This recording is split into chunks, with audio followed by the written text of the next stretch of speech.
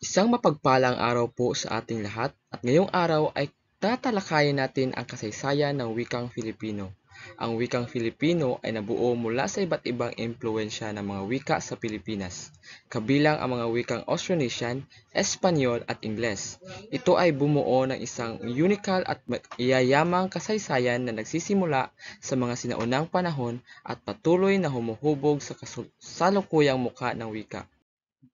At ngayon naman ay dumako tayo sa salingwika mula sa iba't ibang influensya. Una ay ang influensya ng Austronesian. Ang wikang Filipino ay nagsimulang mabuo mula sa mga sinaunang Austronesian na wikang ginagamit ng mga unang naninirahan sa Pilipinas. Ang pangalawa ay influensya ng wikang Espanyol. Noong panahon ng Espanyol na pananakop, ang wikang Filipino ay nakaranas ng malaking influensya ng wikang Espanyol, partikular sa gramatika at terminolohiya. Pangatlo ay ang impluwensya ng Ingles. Sa kasalukuyan, ang wikang Ingles ay nagbibigay ng malaking impluwensya sa wikang Filipino, lalo na sa mga bagong salita at pamamaraan ng komunikasyon. At ang susunod naman ang pagbuo at ang pag-unlad ng wikang Filipino. Una, ang unang panahon. Ang mga sinaunang Austronesian ng wikang ginagamit ng mga unang naninirahan sa Pilipinas ang pinagmulan ng wikang Filipino. Pangalawa ay ang pananakop ng Espanyol. Noong panahon ng Espanyol ng pananakop, ang wikang Filipino ay nakaranas ng malaking impluensya sa wikang Espanyol.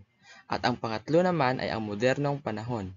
Sa kasalukuyan, ang wikang Ingles ay nagbibigay ng malaking impluensya sa wikang Filipino, lalo na sa mga bagong salita at pamamaraan ng komunikasyon. At ang panghuli naman ay ang konklusyon at ang mahahalagang punto.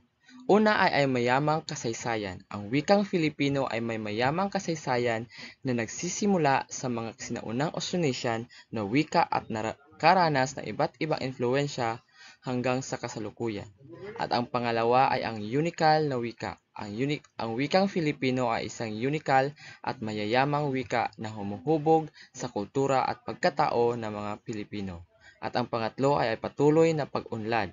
Ang wikang Filipino ay patuloy na nag-iibulbong wika na sumasabay sa mga pagbabago at influensya ng kasalukuyang panahon.